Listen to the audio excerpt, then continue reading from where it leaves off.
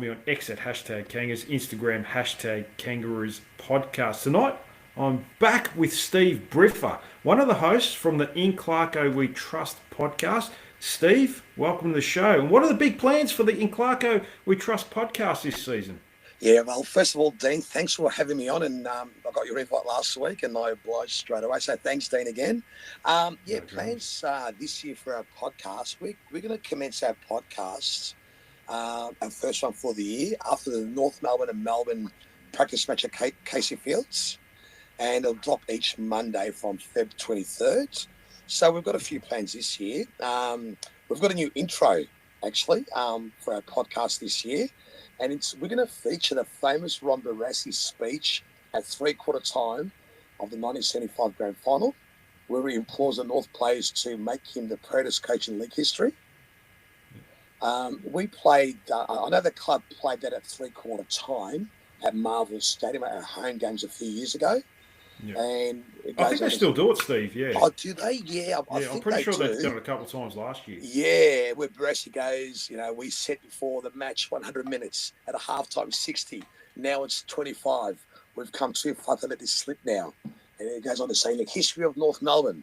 So it's inspirational. So we all agreed to have that as our intro this year. So looking forward to that.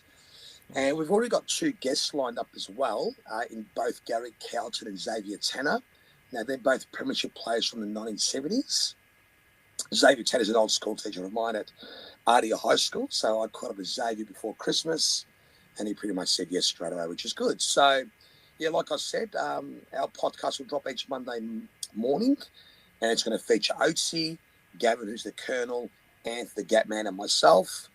And we're all going to have dedicated segments. So, yeah, all the same setup as last year, basically. Dean?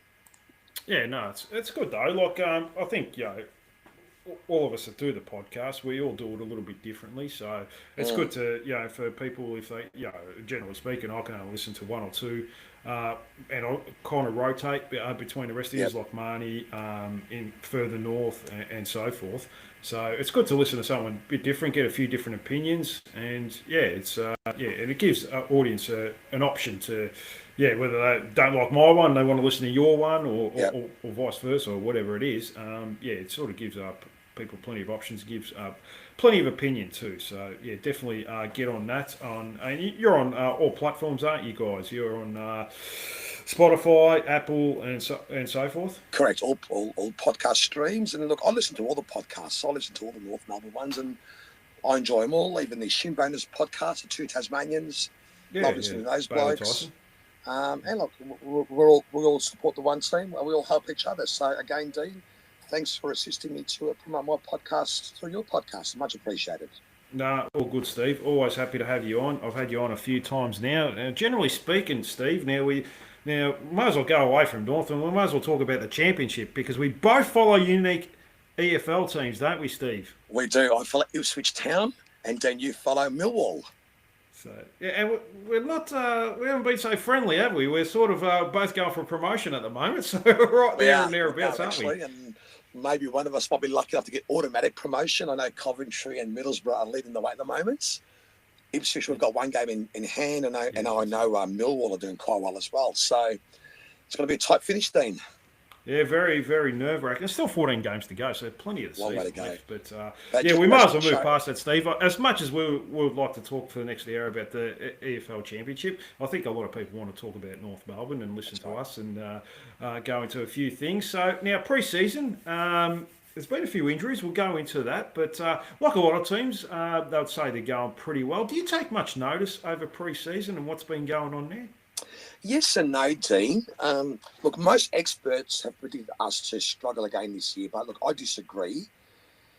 When it comes to pre-season, I'm always wishing for no injuries. But it's a huge pity. We've already lost Jackson Archer for the year and Blake Threadgold until mid-season. So that's a huge blow.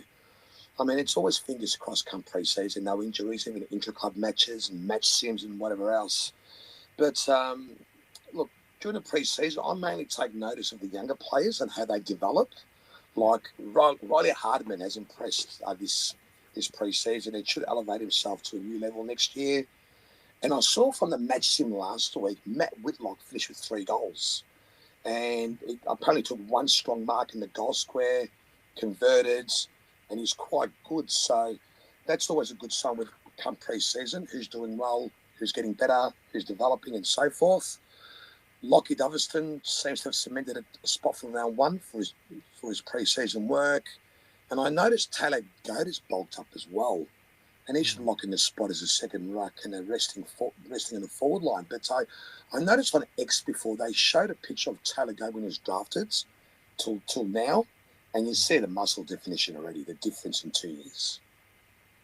Definitely. And I think he's grown like 5 or 6 centimetres in that time as well. So I think he's about 207 centimetres. When he was drafted, I think he was 200. So, yeah, that's usually a very good sign. Very athletic young boy. Reminds me a little bit of Luke Jackson, the way he moves around, and very good below his knees. You can't have enough of those athletic types. I generally check for some positional changes. Like I noticed Cooper Harvey. I think you've even mentioned a couple of players like Matt Whitlock playing the forward line. We don't know if he's going to play back line, forward line, but it sounds like they might try him forward. I know a couple of games towards the end of the last year in the VFL, they played him forward. And I think he played one game against Richmond as a forward too. So, yeah, I'm generally looking for positional changes like Cooper Harvey in the back line. Looks like that might be a move. Zach Fisher's playing as a small forward. And we'll chat more about him soon. But everyone should be fit and firing right now. And generally most players are highly motivated. But I'm more interested to see how things are in the middle of June when you've lost 3 in a row and have a few injuries and suspensions to see how you face adversity and come back from that. I think, as you would know, that in the 90s, if we had a bad loss, they would bounce back pretty quickly, and that's where maturity and growth come from. So that's the way I look at it, Steve. But my opinion, obviously, unless you think any different of that. Yeah, I do. Look, pressure's on. My expectations this year, Dean, as a supporter. Look, my aim is to win 8 to 10 games, and to reach the first ever playoff. It's the wild card finals round. That's my expectation this year, and fingers crossed, I can see that happening. Us finishing 10th, playing in a big final MCG, that'd be great for our young players as well. So, and what my expectations this year, I'd love to see Josh Goater and/or Braden George enjoy injury-free seasons. You know, we've placed a lot of faith in those two boys. They were 2 early super round draft picks. And look, since they've been at the club, they've just been, riddled with injury and bad luck and whatever else. So hopefully both can get on the park this year, make an impact. And, my expectations this year as well, Dean, the following players, I believe, could rise from very good players to elite AFL players like Finn O'Sullivan, Colin McKercher. You got Tom Powell, George Wardlaw, fingers crossed. I mean, that's all you need sometimes, 2 or 3 players to develop into elite players, and we're up there again. And then you've got, we can always look hopefully like Sheasel, LDE, Paul Curtis and Tristan Sherry to all reach all Australians by the end of the year. So that's what I'm looking at this in my expectations, players to elevate themselves from a B grader to an A grader or a C grader to a B grader. And it makes a difference. That could be the difference between us winning 4 games or 10 games. I think we all expect improvement. I think every supporter generally expects improvement each year, unless you sort of just strip down your team and rebuild it like we did in 2019, 2020. But I guess, you're sort of thinking, what did we win, 5.5 last year? That 8 to 10 is probably, 8 wins is probably the minimum you expect? Yeah, you expect that. And not forgetting last year, we lost a lot of close games as well. One best of mine, St Kilda, drew with Brisbane, and we had a few close losses last year as well. So it's not unrealistic to think we can jump from 5.5 wins to 8 or 10 wins. And you never know. I mean, you get lucky in a couple of others. Like you said, we lost a lot of close games. You win a couple of those close ones again, albeit that you might lose a couple of close ones. That's just the nature of the beast. But yeah, you could get to 10 or 12, and then you're talking about that wild card round, like you sort of said, 10th spot would probably have to be 11 wins, I would have to think. So, yeah. And not forgetting, Dean, we've got a pretty soft draw to start with as well. Yeah. I looked at the draw, and I'm thinking even 5. Fingers crossed. We could even be 5-1 after 6 rounds. And we played I Brisbane think, in Adelaide yeah. as well, not in Brisbane. So, the first 6 rounds would be more than competitive at least. Yeah, it is a very soft draw quite early. We've got a couple, average teams, Mm. teams that you expect to struggle. So I think the first 6 rounds, as a supporter base, we probably expect to be 4-2, but then it really opens up after that. And if you sort of start at 4-2, it can lead to a bit of momentum, a bit of confidence, a bit of growth going against the better teams after that. So we'll have to wait and see. Now, Nick Larkey, who you've had on your pod a few times, the new captain. Happy with the new leadership group this year, including the captain? I am. Look, Nick Larkey leads a revamped 6-man leadership group, and that includes like Sheasel, LDU, Sherry, Comben, who I rate highly, and Cam Zurha as well. So, look, while I'm happy with the appointment of Nick Larkey being named captain, my choice would have been Tristan Sherry as captain, to be honest. And I'd say this to all my North friends. I just love his presence and physical style of play. I mean, to me, that's a leader. But look, I'm happy with Nick Larkey. He's been a great servant. Players love him. He's great in the media. So, we're not losing out on having Nick Larkey as captain. I know we've all got different choices and whatever else. Mine would have been Sherry, but look, I'm still happy with Nick Larkey. But with Larkey, and nothing against Nick Larkey, I've never been a huge fan as a full forward being captain. It's like a wicketkeeper in cricket being captain. I've never been a huge fan. But I suppose I work with Tim Payne, so I might work with Nick Larkey as well. But Yeah. but you'd expect, look, Harry Sheasel will one day be captain, you would think. Look, that's probably the next move in the next couple of years. That'll transition to that, but there's no rush. I mean, Gary Sheasel, I think, is only 21, Steve. So can't put too much pressure on the kid. I think there's a fair bit of pressure on him already, but he seems to handle it quite well for such a young kid. I've never met such a mature kid for his age. So yeah, we can only hope that he continues his form from the last few weeks of last year, and we'll certainly talk about him soon about his position this year and what we expect seeing him going into 2026. But what do you make of the Josh Simpkin off-season? Wanted to move. Looks like he wanted to go to Collingwood, but has come back now and he's training pretty well. Nick Larkey said that the other day in the press conference, that he's going pretty well. Happy to support him and have him back? Absolutely. Look, the last 3 games of last year on the wing, I felt he played his best footy. And look, the trade didn't go through. I was hoping we'd hold on to him. What Collingwood were offering was pretty much trash, to be honest. So I'm glad we held on to him. I'm glad we didn't succumb to the pressure of trading him. And from by all accounts this year, he's training the house down. I know you hear this all the time, players training the house down, but Jai's a professional. I can see Jai playing very good footy this year on the wing. He can run, he can sidestep, he's got those dancing feet. All he needs to do is just convert a bit more on the scoreboard. But I can see him as a damaging wingman. He just runs. There's talk of him playing possibly forward as well, maybe as a high half forward. But I agree with you. I thought his work on the wing in the last couple of weeks last year was fantastic, and I think that's his position. So I was a bit surprised that he wanted to. I want to go back into the midfield.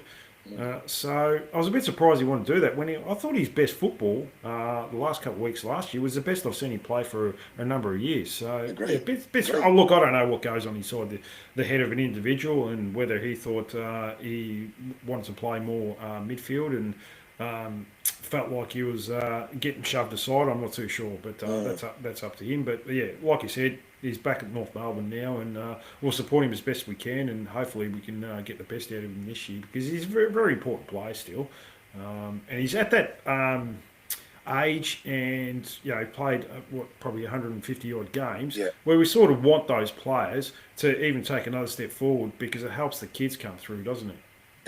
Absolutely, his experience and everything else. So yeah, it is character. He's well loved by all the players. I've always known that. All need to touch up on his disposal into 50, going into 50, and just his goal scoring. Once he gets it all together in his game, you could almost class him as elite. I agree. He's not that far off, to be honest with you, Steve. But any areas of concern this year for you? Maybe players, or I know a lot of people are still worried about that back line and they see that as an area of concern. Shout out to Kane Corns, who's labelled the worst back line in the competition. Yes. Look, a lot of these media scribes have not heard of players like Will Dawson and Josh Gator and so forth. So look, yeah, that is my area of concern, to be honest, is our back line. And I agree with the Scribes, but we seem to be well served with a lot of the smaller backs like Caleb Daniel, Luke McDonald, Riley Hardiman and Josh Gator and so on. But it's our tall backman situation that will concern me, especially if he's suffering injuries. Like, we'd be exposed if Charlie Comber misses a lot of footy. I feel he's our best defender. And that will leave us with only Logue, Dawson, Pink and Core. So there's a bit of concern there. Look, Matty Whitlock may be required to play down back if we suffer a few injuries, because Matt Whitlock can play both ends.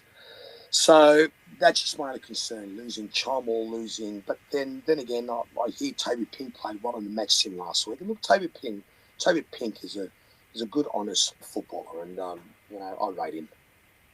But mainly the backline, Dean, is my concern. Yeah, look, I think Toby Pink can play a role for you, and you're right. He'll do a job for you. But you're always looking for that upgrade, aren't you? With someone Toby Pink, he's no kid. I mean, he's only been assistant for a couple of years, but he's already 28. So, and also, Dean, what I did notice last week, North invited 2 players to train for the one list spot, which Jackson Archer's out for the year. It's a pre-season supplemental selection period, the SSP, and we've invited 2 defenders. Zach Becker, who's a 22-year-old tallish defender from Sturts. He's a rebounding defender, and he's a beautiful kick. I saw some highlights of him actually. He's got a booming left foot. Has he ever? And the other one is Tom Blemares. I think I've pronounced that properly. He's a 23-year-old, 181 centimetre halfback from Frankston. He won that Fothergill Round Mitchell medal, which is presented to the most promising player in the VFL under 24. And look, apparently his running capacity, his ball use and decision making shine. So so it just goes to show North do have concerns with the back line. We've invited 2 players to come and try out for this spot. Yeah, Sam Boom Boom Becker. So he's got the nickname of Boris Becker, the 1980s tennis player. Highly controversial off-field career with Boris Becker, but he's got the nickname there. Yeah, the other kid from Frankston, I can't say his name. So Steve, I think you would have said it. Have I done okay? Yeah, I think you've said it better than I would have said it. So he's a rebounding player, but maybe a little bit of a concerned area there because you don't know with Josh Goda, he can't seem to get himself fit. He's on a modified program, and Luke McDonald's got a wrist injury as well at the moment. Threadgold probably it could be out for the whole year. We don't know the circumstances. Liz Frank injuries are usually long-term injuries. So a few concerns with injuries, but there's another small forward training with us at the moment. He played at Collingwood VFL last year. His name is Isaiah Markovsky. He's a small forward, and apparently he lit it up a few weeks ago in one of the match sims. Yeah. So he's a small forward, classy, Gilkey. But then again, we've got too many small forwards now with Banch and Doverston and the rest of them. Yeah, we've got a few. Charlie Spargo, Robert Hanson. Yeah, we could keep going with the small forwards, but Patrick Allwood's come into the chat. He's probably a big fan of your show too, Steve. He's more worried about the defensive system than the back line itself. Look, it sounds like, just on that, it's going back to more of a man-on-man approach this year rather than last year where it was more of a zonal approach. We've seen that fall apart in a couple of games, especially Geelong, where far too many guys out the back. So, are you a fan of the shoulder-on-shoulder defensive system this year? Why not? I mean, it didn't work. Nothing worked for us last year. I mean, that night against Geelong, when Jeremy Cameron kicked about 13 or whatever it was, he had so much space that night. The whole forward line, it was a joke that night. So why not try something new?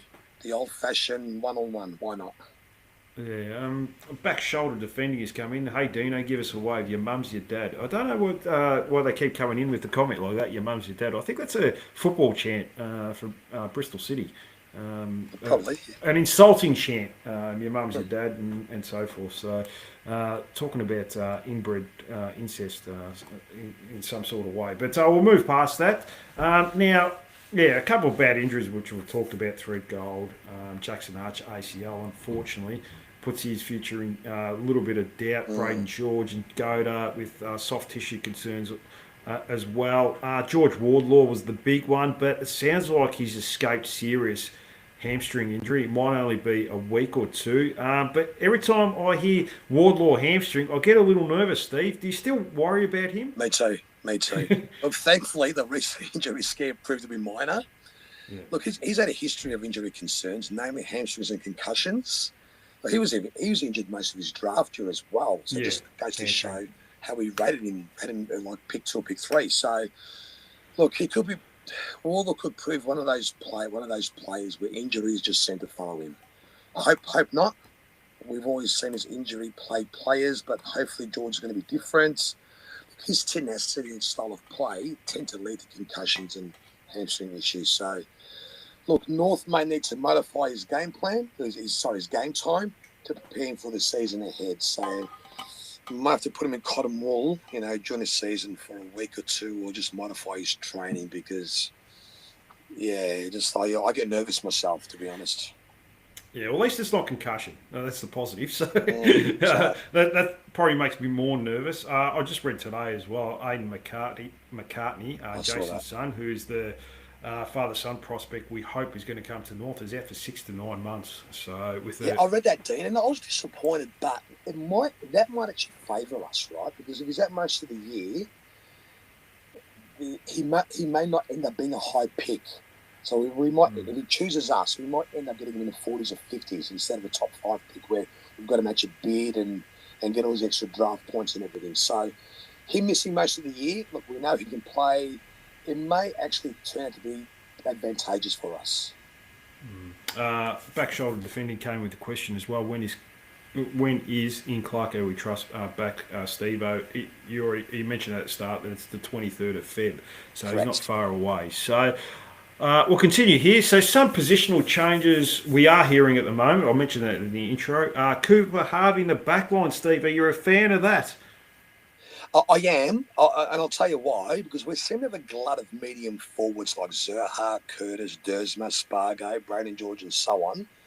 And I rate Boomer Harvey's boy. He kicked 4 goals against Melbourne last year at the G. He did okay last year, actually. He had a few good games. So to keep him with the club and not compete against all these other medium-sized forwards like, Zurhaar and Curtis and maybe Dersma may be ahead of him, why not try him down back? It's an experiment, and I know with Jacob Constanti as well.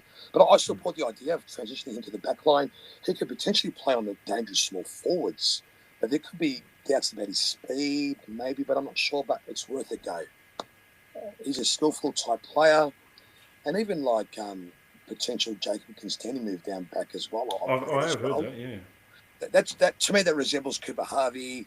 I like his tackling and pressure and pursuit skills, but it's either one or the other, you would think. It's either going to be Cooper Harvey or Jacob Constanti playing down back.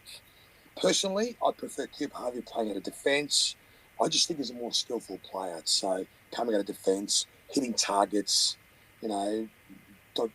dodging, sliding past tackles and so forth. So, but yeah, we'll see what happens in the pre-season games, and it might be a race out of those two, Constanti or Harvey, who plays down back. But I read last week as well in the match sim, even Cam Zurhaar played the second half at half back. Yeah, that's another one I've heard. I've read that, and he plucked a few intercept grabs as well and did quite well after half time.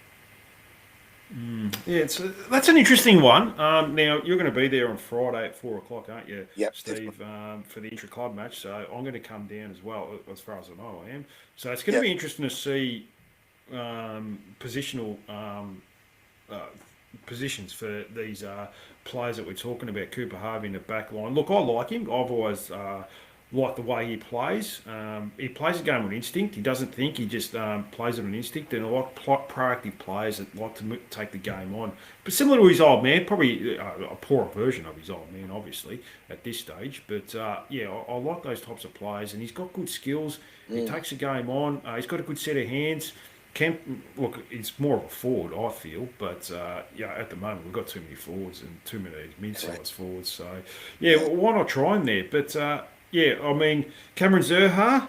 Now, back shoulder defending has been calling it for years regarding Bull on the half back flank. Finally, it's come through, but we'll have to wait and see anyway. Costanti, I don't know. I think he's more of the lockdown defender that we may be looking for because we don't have many options at the moment if Jackson Archer's out for the year, Steve. So then maybe they're looking at that maybe he takes the most dangerous forward because I don't think Cooper Harvey's a great natural defender. So you probably don't want to put him on a Toby Green or anything like that because I think he will run rings around him. But yeah, look, it's good to have a mix of everything.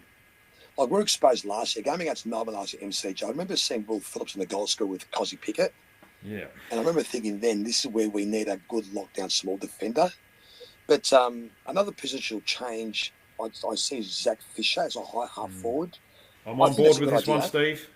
What's that, sorry? I'm on board with this one. Same here. Look, he looked quite dangerous and effective as a forward at Carlton. He played his best footy at Carlton as a forward. So I was quite surprised, actually, when we recruited him as a defender. He's always been a forward. He's got the pace and golden house and everything. So to me, it's either high half forward or small forward or nothing else with Fisher. So because it really hasn't worked out so far off half back. He's missed a lot of footy and there's been form issues and injury issues and everything. So yeah, I see now high half forward with even Charlie Spargo is another high half forward as well. Yeah, look, I think Spargo's out till the end of Feb as far as he's still on light duties through shoulder surgery in the off season. So we'll have to wait and see. Yeah, I tweeted the other day, Zach Fisher in 2022 averaged he played on a wing half forward, averaged 19 possessions a game, he kicked 18 goals, 16. Yeah, so there's a lot to like about that. He's got a bit of pace. And I remember that game last year against West Coast where we had a big run in the last quarter. I think he kicked 3 or 4 behinds in that last quarter. And he looked quite dangerous as a small forward. He just didn't kick straight.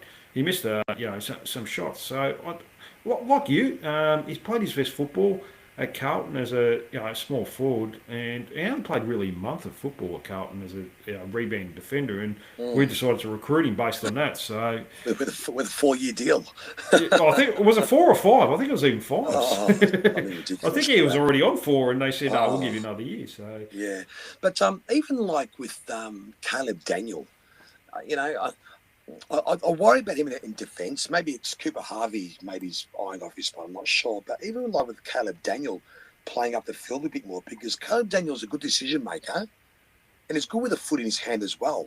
So maybe North could look to even playing Caleb Daniel further up the field just to, pass off to Larkey and, these tall forwards. Lace out, because we miss that sometimes. Delivering to our forward line, lace out. It just doesn't happen too often.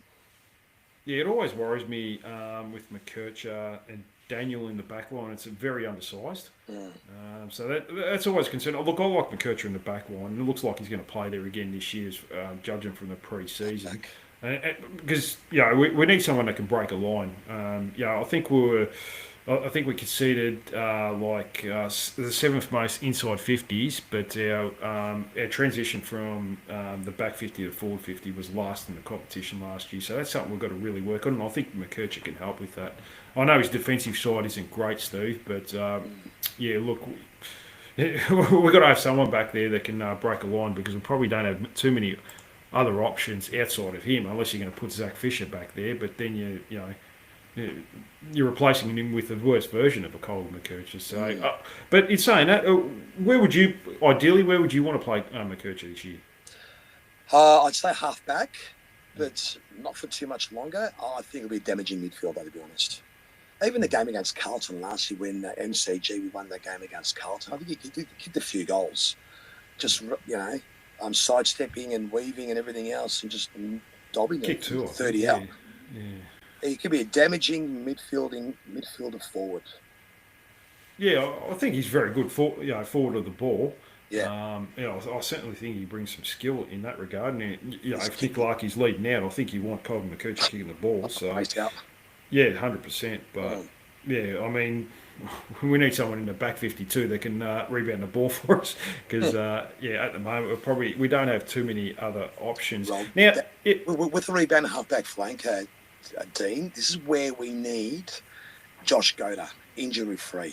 He's that type of defender, rebounding defender, good decisions, good kick. And we saw that in his debut game against Gold Coast last game 2 years ago. Yeah, He I was electric that afternoon. He was very good. I think he had 21 touches. Set up a nice goal early, but we just can't seem to get him fit because I think he's a poorer version of a Josh Waddell at this stage. A player that can break a line and has got good skills. Yeah, thought about that. Yeah, but he's got to get himself fit because at the moment he's on a modified program in the pre-season. I'll be interested to see if he actually plays the minutes on Friday. David Mullen came in saying Boomer was just on SEN saying he doesn't approve of the move down back and believe Cooper is ready to nail senior spot up forward.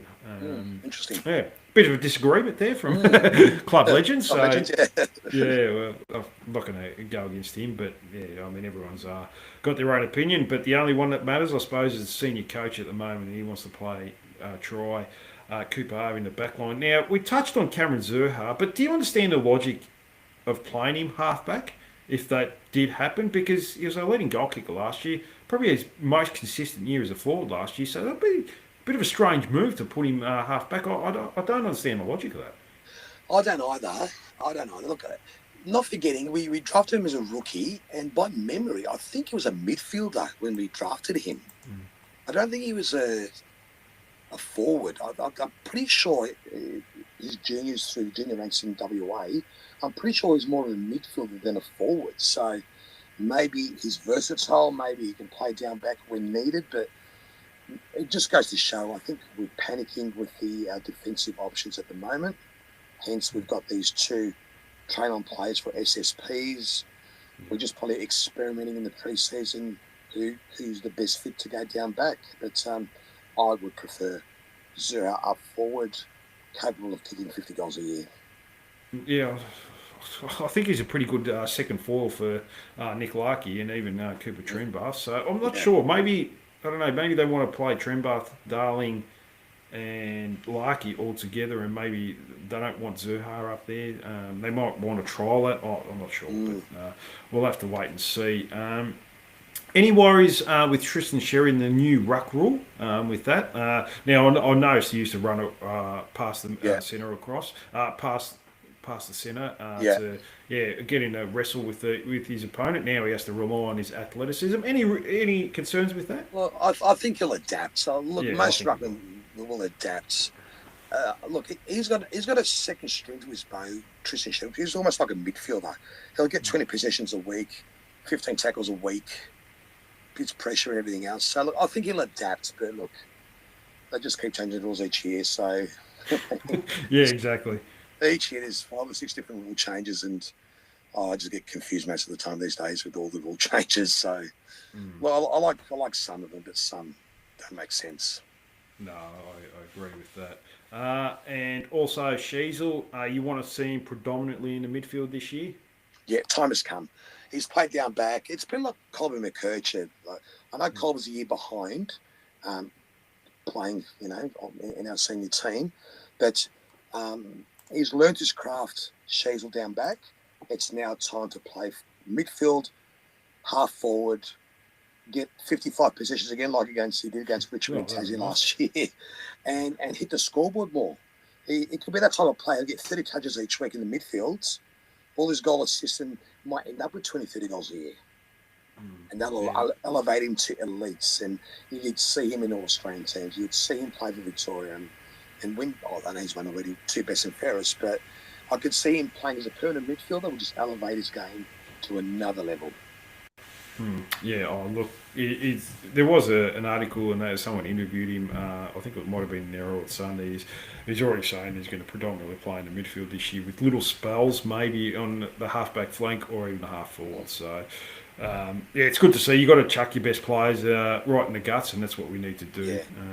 I saw some footage last week in a match sim, and he was so creative. Each time he got the footy, he was so creative.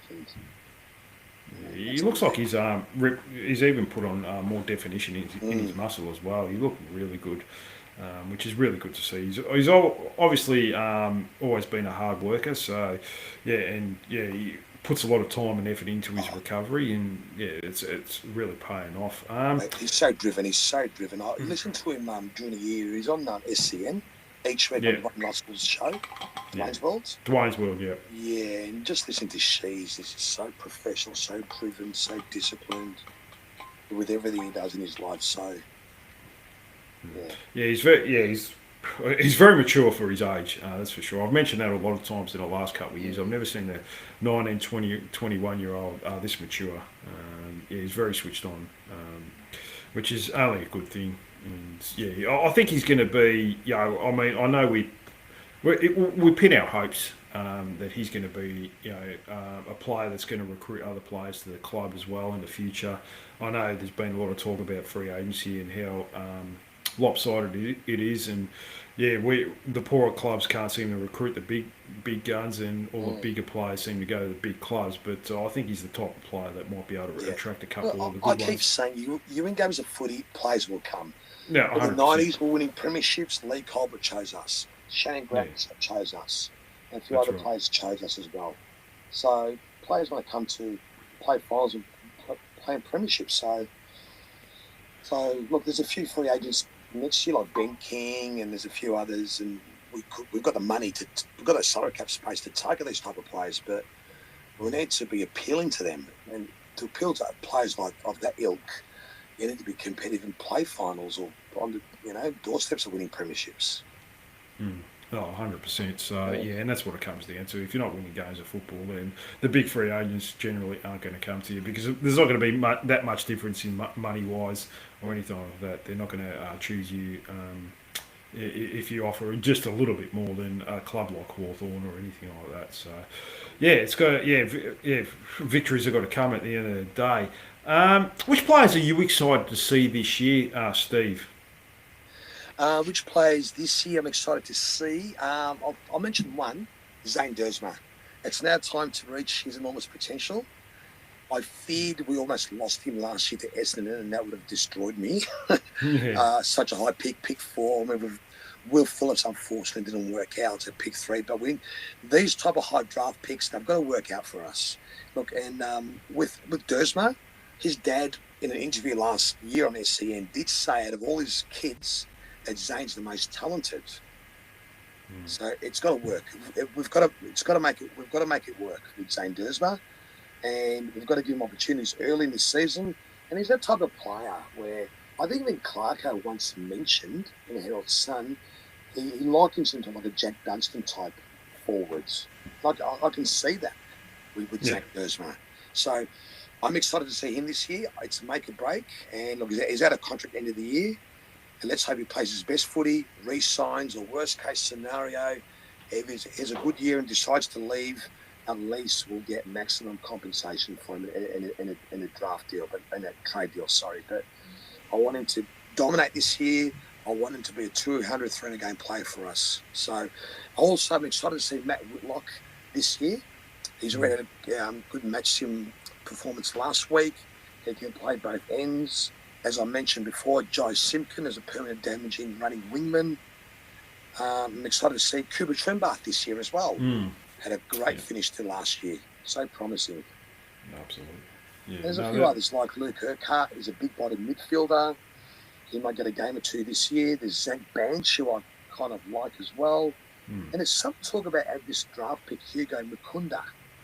Yeah, apparently he's looking all right on a halfback front. Yeah, he shows a bit apparently. So, when you ask me what I'm excited to see this year, apart from reaching the playoff finals, hopefully, fingers crossed, it's all of these young players I want to see come through. And that's what you want to see. I mean, we're pretty lucky that we've got Sheasel, so he'll definitely give us some highlights every week. There's no doubt about that. But it'll be nice to see Taylor Go get an opportunity. I think he'll be a fan favourite pretty quickly. So I'm really looking forward to seeing how Lockie Doveston is as well. Like if he gets in the faces of the opposition, which is kind of the type of play we kind of need, Steve. We've been nice guys for too long. Way too long. This kid's a pest, and I don't mind pests when they're on your own team. Absolutely. Yeah, well. And look, we missed out on Nick Watson because we chose Zane Dersma and Nick Watson, but to me, this Dummerston's a clone of Mick Watson. So that type of damaging small forward and cheeky, like a Steve Milne, ex-simple to small forward, in your face, drop of the ball, damaging, goal sneak. Type of small forward we need. Oh, definitely. Yeah, 100%. Well, Steve, that's all I have for you tonight. Did you want to add anything else? Maybe share out your podcast again? Yeah, well, thanks again for the invite, Dean. It's always a pleasure to come onto your show. I think it's my third or fourth time I've been on your show. But for all listeners, our loyal listeners and lovely listeners, tune in from Monday, February 23rd. We'll analyse North Melbourne practice match at Casey Fields. We'll have our dedicated segments, and we'll drop our podcast each Monday morning. It'll be a weekly podcast. So, thanks again. Make sure to check it out on all the podcast platforms as well. Well, Steve, it's been a pleasure. Thanks so much for coming on tonight. It's always good to get your thoughts on how the club is going. I'll try and listen as much as I can to you and Oatsy.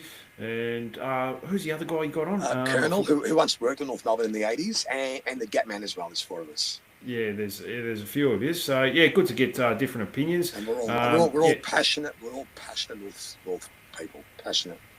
Yeah, we've been through the highs and lows, all of us. We're all a bit at the similar sort of age where we've seen the highs of the 90s, but and probably the lows of the last few years, but we're slowly getting our way back up. So that's always good to see. But Steve, thanks so much for coming on. I'm sure I'll chat to you soon. Yeah, I'll see you on Friday, Dean, at Arden Street at the fan day, the match sim.